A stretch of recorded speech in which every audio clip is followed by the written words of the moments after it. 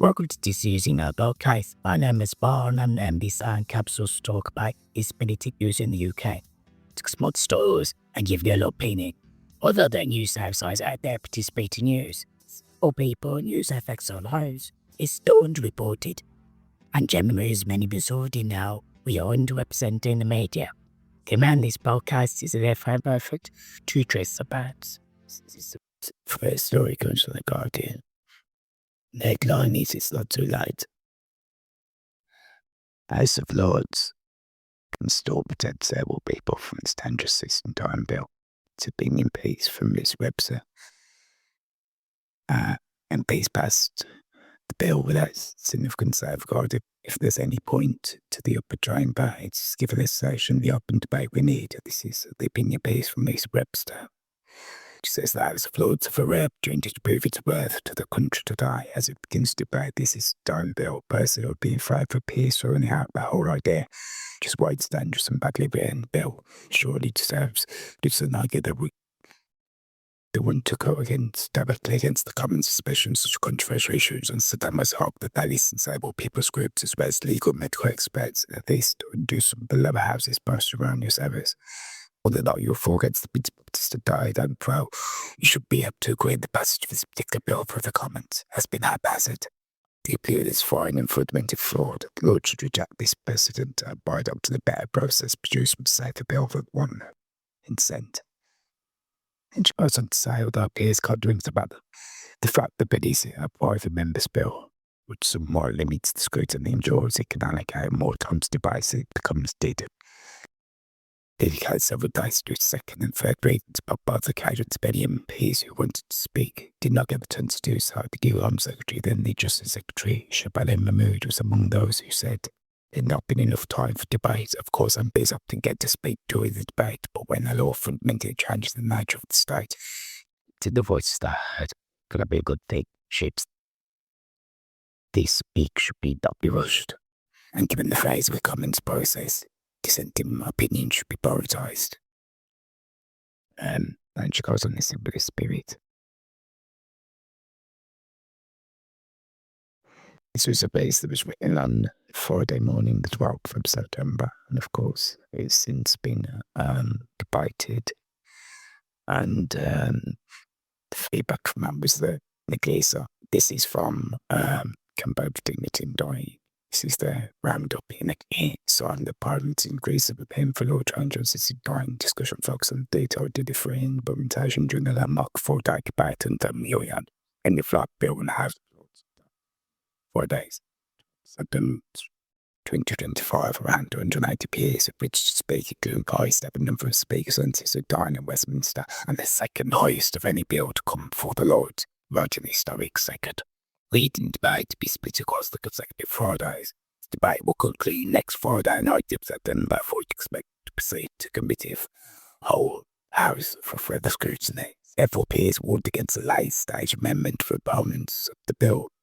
Baroness Berger, which would halve the bill's progress for several months, and risking insufficient time for it to pass through all necessary stages. A number of peers used the speeches to warn against any such procedural delay, with Lord Faulkner reminding colleagues our jobs not to frustrate but scrutinise the bill which would give them the all mentally competent adults in England and Wales a choice for assisted dying under strict safeguards, and is backed by more than 70% of the public. YouGov, 19th June 2025. It's passed its third reading. That's the reference to a comment that it's been backed by 70% of the public. That's down to the poll of YouGov. After more than 100,000 detailed scrutiny by MPs and government ministers, government's own impact assessment has described the framework as the strongest assisted dying law proposed anywhere in the world. The bill has the support of the public, a growing number of professionals in our parliament. Several Wharton to the Executive Dignity and Dying said it's safe, compassionate, and no one is in dying is close than ever. Government of heard in this country. Today's debate beats across the political spectrum. It's about moving about the need to give certain people choice, protections, and life. MPs decisively about this being during peers and now ready are willing to get on with the job for scrutinising to differently. I have recognised the person to care and attention that comes is given to the bit of many months before to the Lords. Now has the opportunity to apply its full wealth and breadth, experience and strategy where possible, while respecting the value of things related to him. Well, but obviously, first of all, the feedback from that article was copy from the website of the Teen Diaries. Obviously, it's April, Sister Time Bill, trying to add some balance. So, Guardian article leads with anti Bill voice, which is from former Prime Minister Theresa May, and the headline is Sister Time Bill's a license to kill, and it's a quote from Theresa May. Bill to legalise Sister Diary's license to kill the but vulnerable people. The reason Theresa has said, as the legislation was debated in the House of Lords for the first time, former Prime Minister said she opposed the bill because she said people in England with emotional disabilities, chronic illnesses or mental health conditions threatening to pressure to end their lives. Because there's a risk that legalising assisted dying reinforces the dangerous notion that some know to less work living than others. I have a friend who calls it licence to kill bill. MPs voted in June to allow terminal adults in England and Wales to be helped to end their lives in a stubby move that could transform end-of-life care. After scrutiny by a committee of MPs, peers now from due to debate legislation in detail, recommend amendments, or even reject a bit outright. Though the last is seen as unlikely.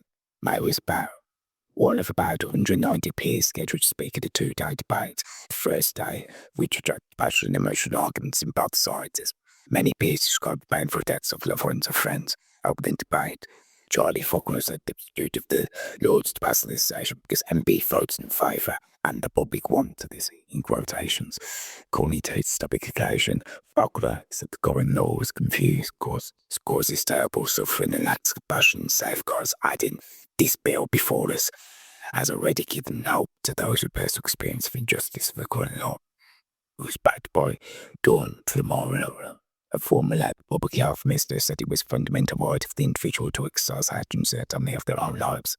Poor said, denying the ultimate right to end one's life in peace and dignity in the manner and circumstance of one's choosing and return to be self-scared and important. Stop being compassionate. We need to facilitate this bill. Forbes said the Home Secretary, Kenneth Baker, also speaking in support, saying it would be wonderful if time people could instead rely on a choice of palliative care. It's if the opposed suggested, but it's totally unrealistic. It will cost billions. It's Labour Party or the Conservative Party comes to say the next manifesto will spend billions of palliative care. It just won't happen.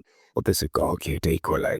Actually, against the bill, some opposing principle was in the form of legislation discussion introduced as part of 5 amendments bill by the Labour MP. Given it bitter was flawed and lacking in safeguards. The Bishop of London, Sarah Morley, former government chief nursing officer, said if passed, this bill will signal we are society that believes that some lives are not worth living. It is a role of the House to scrutinise, but there's no amendment to this bill that can safeguard us completely from its negative effects. The court's been prepared. Kishwar Faulkner said that having been diagnosed with stage C ovarian cancer last year, she published had glimpsed the Grim Reaper through my hospital window in a morphine-induced haze.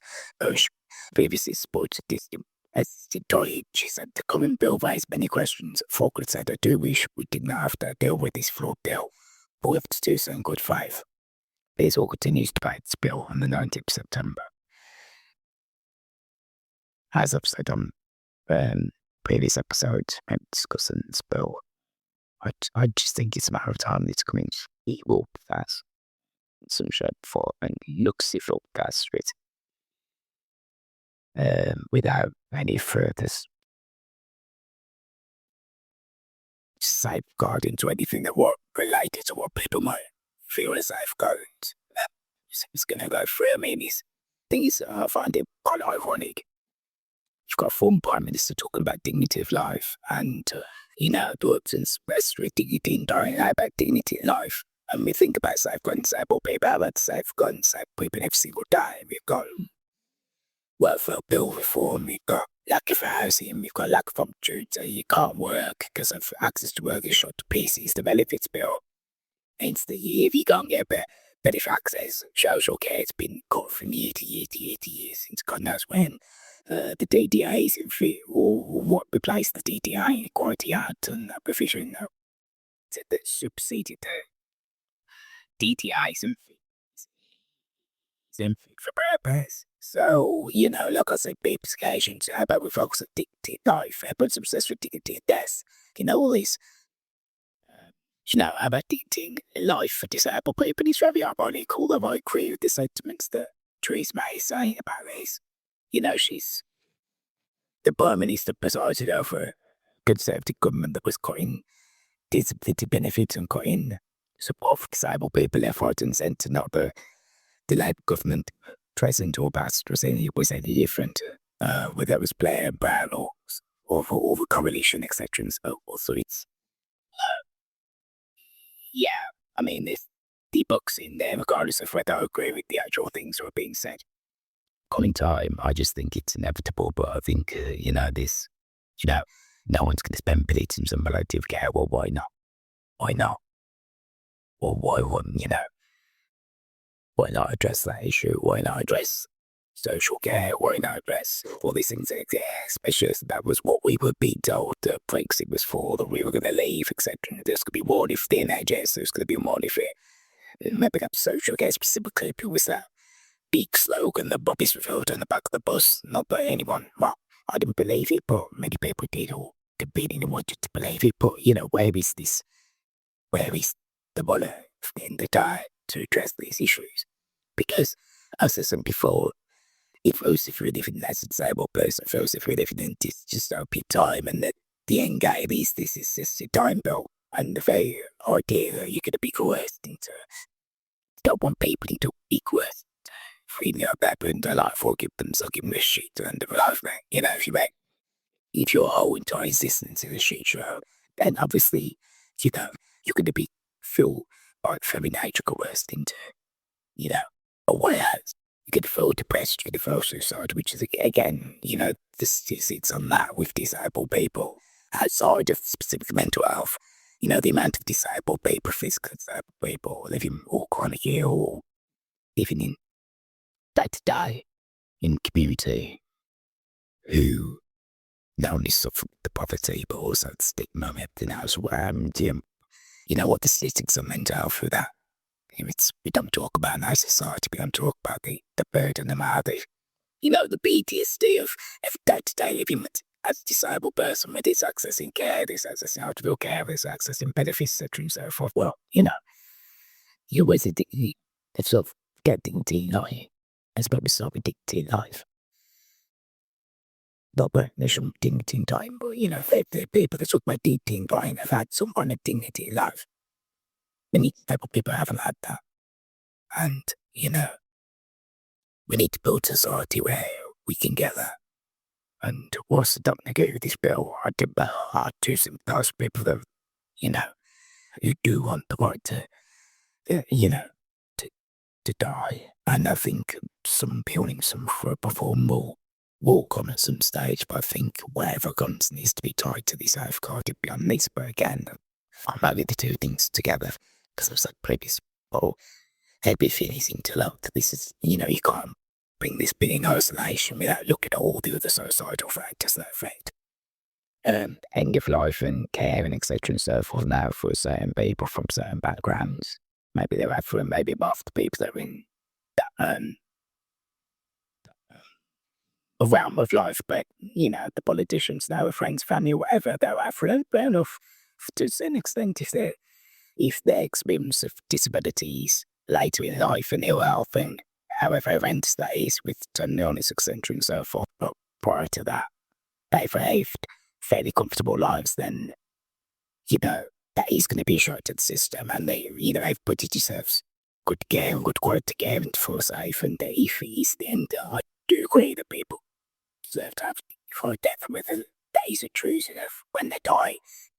Still not quite sure on that, but I accept that if that's what people want, then they should it's not an option. However, I just think it's, again, we look at this in isolation. If you build a society where everyone throws values where, it's support and help and people have access to opportunity and can build a life for themselves and, subscription, then sure.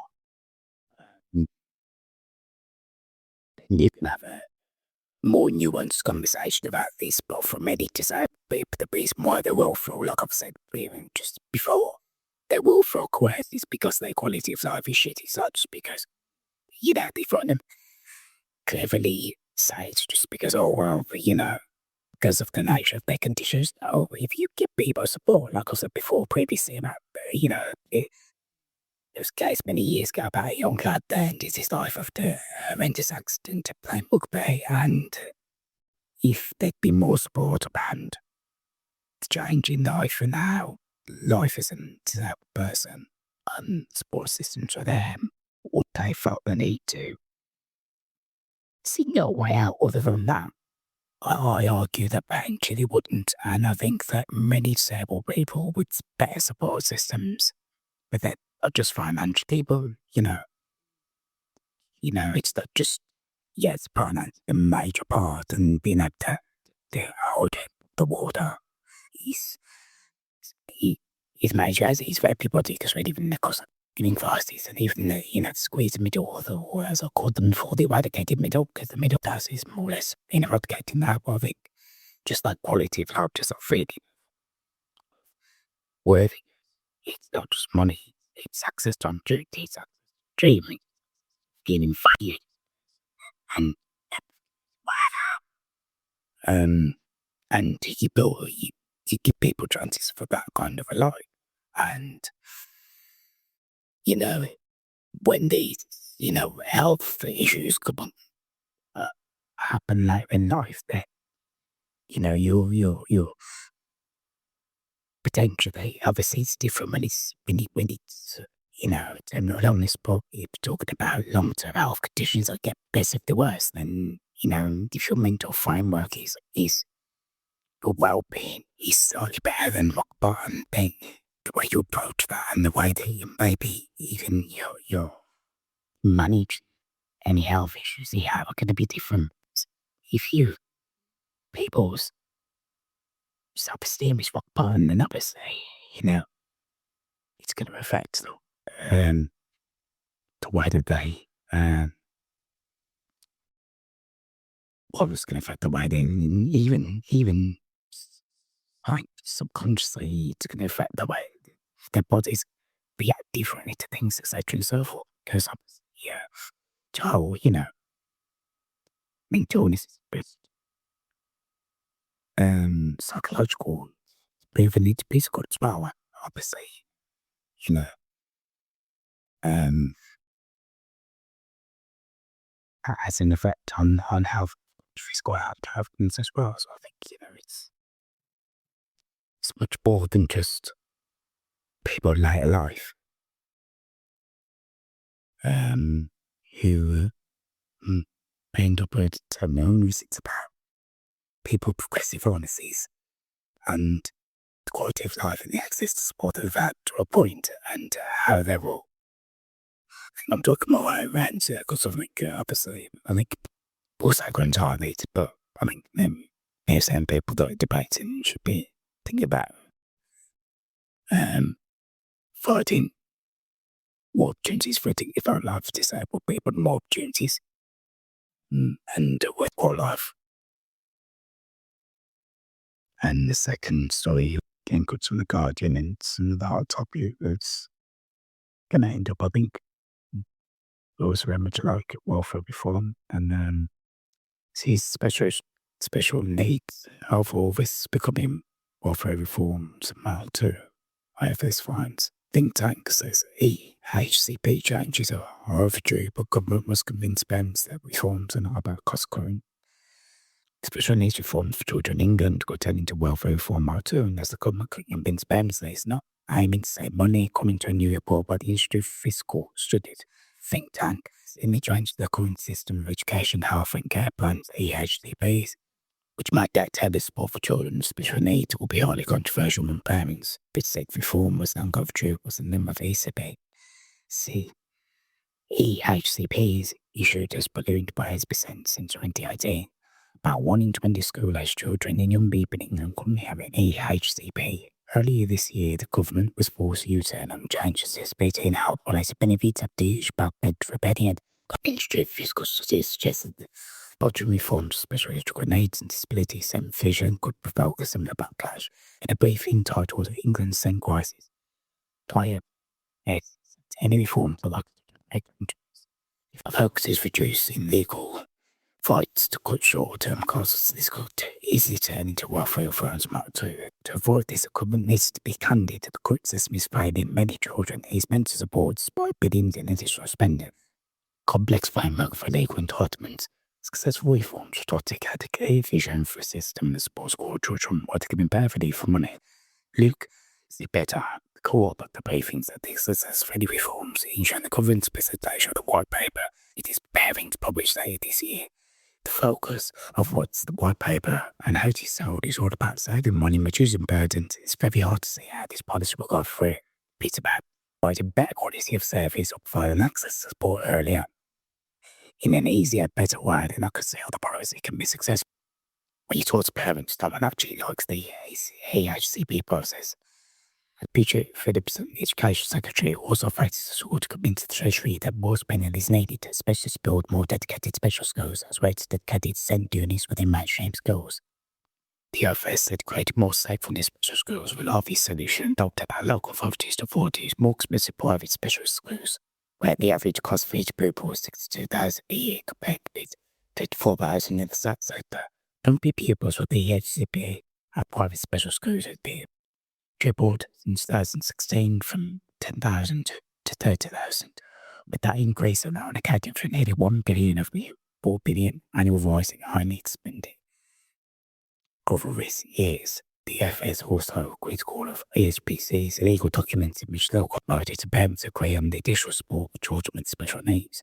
ESCP is meant to come to help, however, you cannot imagine quality and existence by writing a legal document for poor rights, as we told. Quality of communication is patchy. Many children called adolescents or support, poorly trained teacher assistants, missing time to qualified teachers. We have almost done away with judging with billions in extra funding said ready for money. The Department of Education spokesperson said that the government inherited the SEND system left on its knees with more realistic goals its parents as worked in their experiences and outcomes. Tried to be said all over that in the country. Outside the report would always be improved support for children. Well, this sounds like there's some common sense from the first there, whether the government listens or not. Who knows? I mean, I think for interviews, because, even their code for what's been in that report, they now he'd see them, well, one thing that probably hits most people headlines-wise will be the cost of learning a week. And obviously, we know that the government when it comes to separable and related cost. And of features in that cost, so I think it will be a cost cutting exercise. Well, because before, the same, more money is needed. It maybe is, but as I said before in previous episodes, this obsession, this political obsession reads just more money, without knowing what you're doing with the money, without knowing what process are wrong and how to fix them. Yes, I think, but Kibbins contribute in every single direction. So I've done many times before, rings repay, or rings repay, but the policies rings repay, and just matter if it's left, right, or down, it's the same. It corporate rate for the last 40 odd years, just repeating itself to me at the low. And, if the numbers of SEND pupils decrease, what is that? I mean, with where kids look at neurodiverse, look at one particular condition in ADHD is probably more an increase in ADHD diagnosis just in the last 5 years alone. Whether there's adults, whether there's children. Not easy because we're taking it more seriously. We're actually not dismissing traits or, see something else. First of all, they need to look at the root cause of that as to whether that's the case, but it's not the case. Also, obviously we've heard consistency, what works, what doesn't. I mean, they talk about easier access, but access to what? Because about stories here about people waiting waiting for access to his heat, ECHP reports and waiting to get an actual report done for their child. I mean, it's in high profile cases. I think there's an instance that Kelly Price, I think she had issue with getting a send service for her child. I think piece in there that spoke about the rapid kicks. And whilst the story highlighted was that he'd done a rap track with his son, because both been diagnosed with autism. He was also on Union Light to talk about the same subject and struggle he got to get his son and then his daughter diagnosed with autism. So these are horrible cases of this is not working.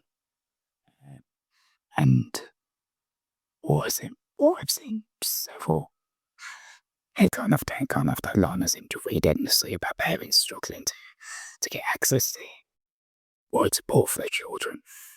And in fact, there's a problem in all about. She released a book of Good Carol Charles. She's released a book last week called Unschooled, which talks about her. She's got children with who been isolated from the school system because they can't get the appropriate support. So she wrote a book about issues. I think it's but what's the address? Because if costs have tripled and ballooned, how come so many people are complaining that they can't get an ASAP report for a child? Secondly, what is it actually? Is it delivering what? The right support? And is it being delivered in the right way? Because we've said, how is that support being delivered and tailored? And it's talk of the need for special schools as well, but that's 20 years we saw in the interdiction of Bacon schools. I mean, I went to a Bacon school. What deemed a Bacon school? And obviously years ago, now, I was mainly educated in special needs education. And the drive 20 years ago was obviously to reduce special needs education into to driving to mainstream. And many people I know, many of us, grateful friends I know that were educated in mainstream, in the units. And now they're still going backwards. So what is that about as well? Again, to repeat myself, episode after episode, we're going back to the future, but it seems like we're going back to the past. I mean, what's broken? What needs fixing? How do you fix it? Is it the quality of education? Is the size? Is it class size numbers? Where can you intro? Where it's possible? And where do you need specialists? Send classes where only send pupils, because I do think you need a balance, because students need some integration. I don't think we can go back to the days of special schools and then mainstream schools. I think if you want society to move forward and going back to what I said in the last article, quite different articles that people what we're here, we're not going back to be cottage to be individual schools and care homes and whatever, although, well, I say we're not going to. Exactly what seems to be happening underground. Whether it's disabled people, feeling like they're being coerced back into group homes, and now we're looking at, you've got ministers saying that we need more special schools. Well, I hope we're not going totally backwards in time, because it feels right now as if we are, whether it's benefits, whether it's access to things in community. You don't need special schools, because it's just like care homes. You do need them, It's all nice to have this epiphany, though, towards that people can live in their community and money to own care, sections of reality. But you need a balance. I think you need to know when you need one and when you need the other. And I think you need, with the ESCP, cost is an implication. What can you afford? What can't you afford? But boys, I think it needs to look at quality, because they're so obsessed with cost. What's the quality? ECP clearly isn't working because the quality is poor. Now, how is money going to fix that quality? Because whenever politically they have more money or more it's football. But it's, we look at health, you've got doctors and nurses, more doctors and nurses, but it's equality, how do you ensure the quality, the right training, etc. and so forth. Is that what's needed? That's what's needed then, they need to address that whilst than just being getting numbers for the sake of numbers, where possible. Not the children's dictates, you need to get the voices of not just parents, but disabled people themselves, young disabled people, what they feel is working in the system, what they feel isn't working in the system, school leavers, FSEN, what's working in the system, looking at residential colleges for specialist colleges, this way to what's working in those, what isn't working in those, looking at disabled students, what's working for them, what isn't working for them, and to kind of get where possible specialists, STEM subjects, these education systems as in part of, the DF and kind of redesigning this system, because we need a voice in that as well, in the same way as they need a voice when it comes to beneficial and also external people, because really, we need to know the kids' experiences and how it works and how it doesn't work for them. And imagine there must be teachers with plenty of them experience of disability as well. And I think they need to have, a bit of the game in terms of examining and redefining the same system and the same curriculum, etc. and so forth. But they really need to look at quality of education and quality of outcomes and, and what's possible for, what do we define as a quality education for these disabled children? Because I think they, all at a point, so there was finished education where, it seems like there were various,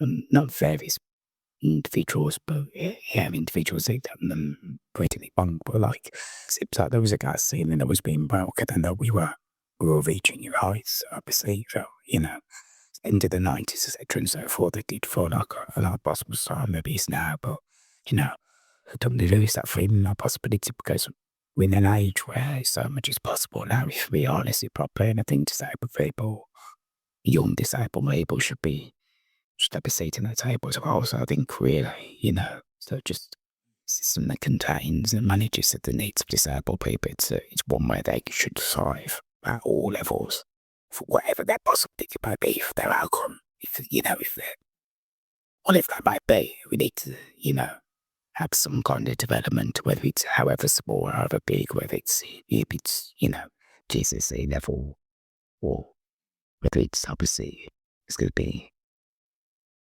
a certain disabled people that will never, won't be able to be at that level, but whatever, but they need to have some kind of development of some kind through the education process, otherwise there's no point. And I think that's what you need, to develop a system that caters for all levels, whatever big or small achievement we see, whatever it is for them, whatever's big for them, an individualized personal system knows that is achievement for them, whatever their level is, because you don't want a kind of just, education to be some kind of just babysitting service, which I don't know. I sometimes, from what I've seen in the past, I feel like maybe it was turning into that, and that's not. It's not for anyone, really. And I think it's just need some kind of development to whatever that is. So I think it's totally be deciding my thing to focus as a signals, just, as Schmidt said, don't focus on cost, it's me that's bringing it. But quality is what is cost. And outcome focused and individual based, and, more disabled voices involved in shaping that. And that starts with a real root and branch that are breaking down of what's there and what isn't working, and what isn't working, and what the true outcomes and what the true output of a current assets and system is. Come back, possibly one inclusion, and where it's not possible, you still want cross. And the last story comes to Spitting New Service, and the headline is Barrage finally confirms a Reform UK government would slash pending and disputed benefits. Reform UK leader Nigel Farage has finally confirmed his party would cut support for many claimants of disputed benefits if it won power up the next general election. The cut focusing on those he claims do not, quote unquote, genuinely deserve help. Farage's comments to his party annual conference in Birmingham saw in front of other politicians who tried to scapegoat disabled people. This is the words of business okay for the countries that couldn't bother and added to it through news that there were too many young people being put into disability benefits and there was a need for significant welfare cuts. His comments show that reform government, his party currently has a significant lead in the polls, which slashes many on disability benefits.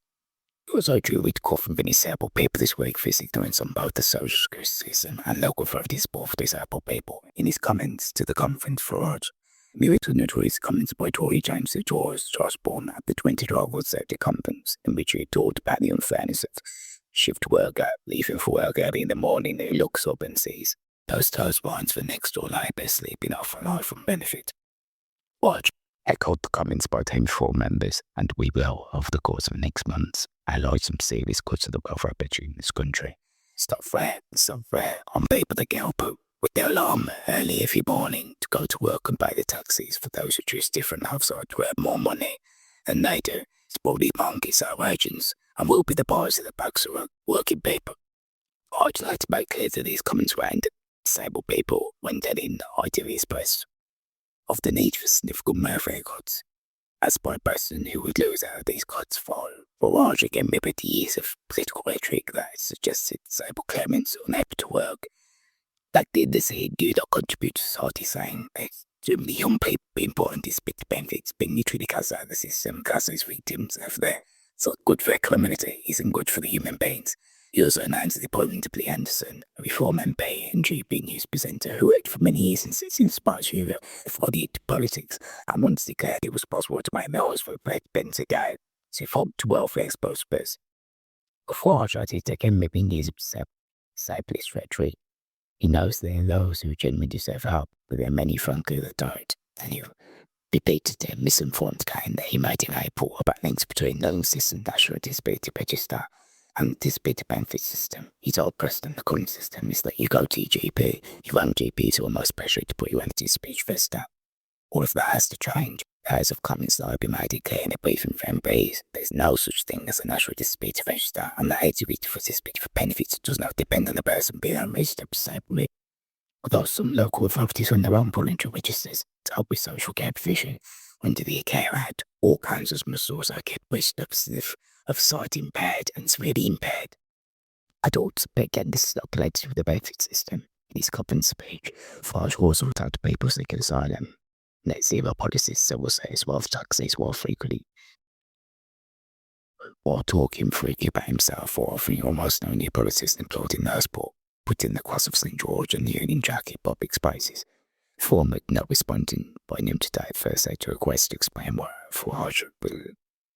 evidence Farage relied upon when he said too many disabled people receiving benefits. Whether he was aware that social security spending as proportion of GDP was stable, whether reform government was suspended to benefits, and how much, whether his comments did he not consult disabled people in his policies.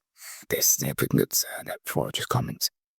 Of course, this with this week, Eric Cross, a member of the National Steering Group Disabled Group Against God, said anyone reading about Nigel Farage's local policies should understand that this man and his party are offended by the same sort of people put Trump into power in the US. Indeed, probably many of them are very same people that are only interested in one thing, making money for themselves. The other quotes carry on the same vein, really. Yeah, well, I'm not really surprised by these comments, really. No. Exactly what I expected Reform UK to do. When they come into power, and to be honest, it's no different to any other the major political parties. I'll give a bit of grace to Poison to the Green Party because I'm not actually sure I haven't bet their welfare policy, but I'm bit too surprised with it. It's not that too far dissimilar to any of the other major parties, let's face it. It's their remote welfare cuts.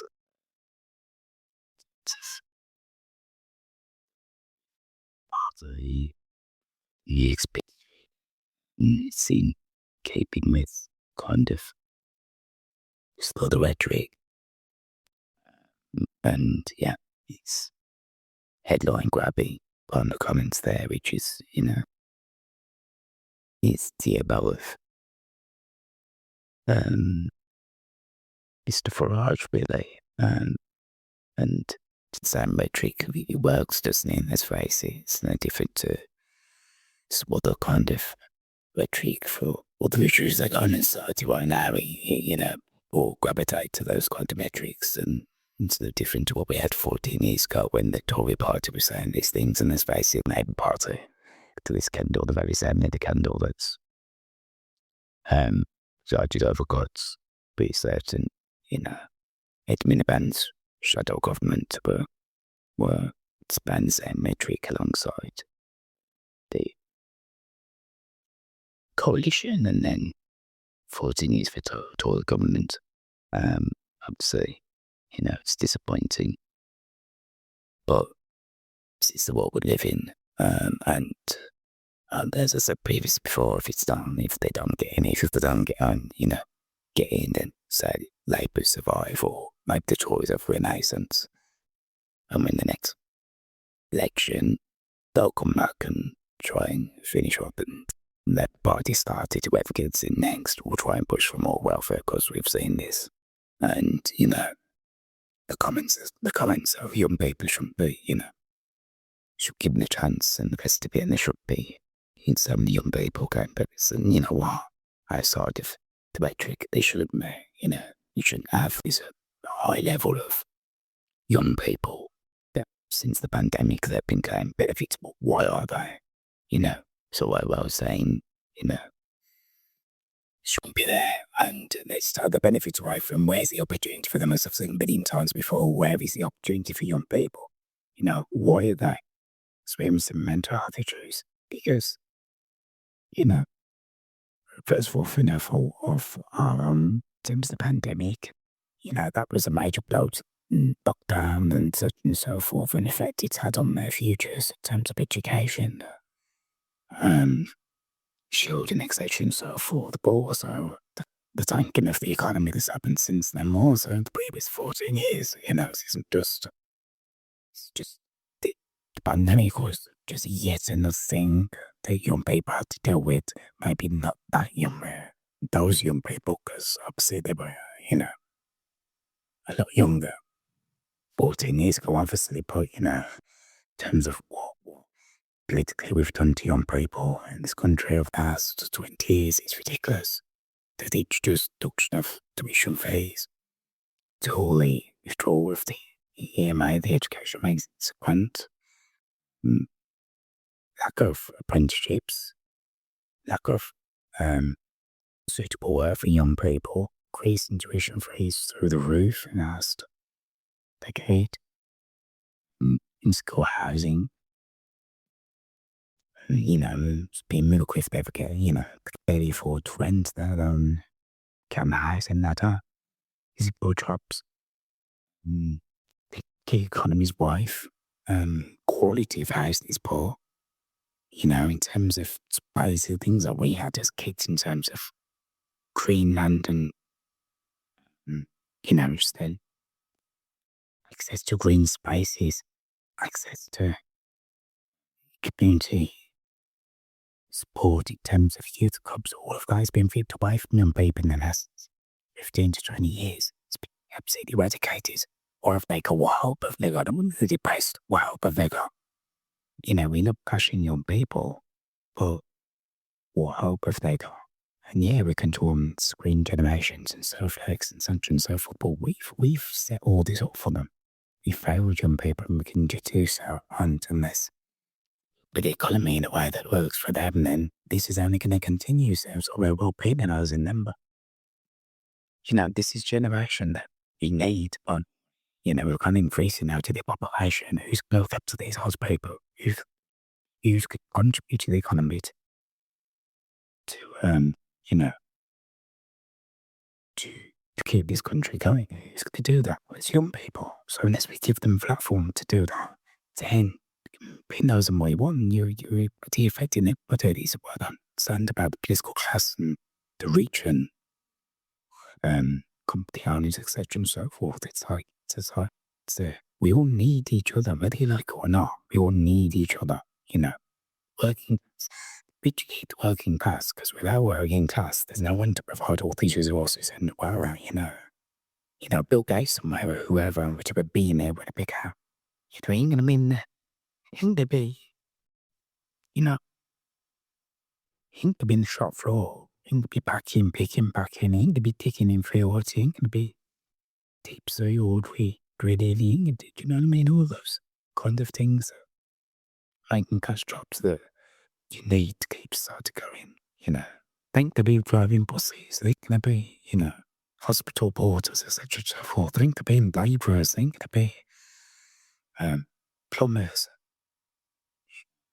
It's you fix the economy.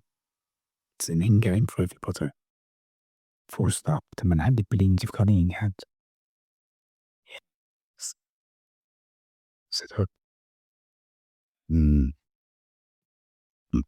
stable people, young people, whoever, start build, come out with policies that actually rebuild the fabric of this country. And, to vote in general, because everyone's flying internationally. All these political leaders are just flying. They're all flying around. There might be a few Scandinavian companies that have countries that go out together, but everyone else politically is facing attacking. It's pathetic, it's poor, and we're finding up people, so that's it's fine. Reforming policies and new political forward doing it, stop and try to rebuild systems that are badly failing, so then you give them a chance, build a life, so that they can, they can carry the world forward to prosper, because there's plenty of opportunity out there if you build the right infrastructure for look out to prosper, but people to obsess with greed and habit. And again, it's not going to save anybody, so I'm going to save them. Build all the bunkers you want, without people. And to do the hard stuff, to do the mucky stuff, towards stops. So pandemics, we never learn. However, this is the reality. It's Mr. Farage or it's any other political party that got to the next generation. Like I said, to disabled people, no one is coming to save us. We need to build something for ourselves, room for ourselves, rebuild it. Political thought, political parties. Investing whatever resources, drawing resources you can to rebuild DPOs, to build businesses, to build opportunities for ourselves, because no one is coming to save us. All the electric toast are the same with this Miss Farage or this whoever. We're not a party for them. Not with health, not with social care, not with welfare, education, employment positions. We've come to rebuild river for ourselves and rebuild opportunity for ourselves. Because no government is gonna, it doesn't matter how long ago we, how many governments have to fail us for us to understand that we aren't gonna be saved. The these resources are out there, and the biggest resources are ourselves. Community building. Working together, which we can, with the ones of us that can, to rebuild our movement and to push and to use all the advantages that we've got over the 75 years that now being ripped away from us, and to rebuild and create a future for ourselves. And for those of us who can't do it for ourselves, well, and over. Thank you. See you next.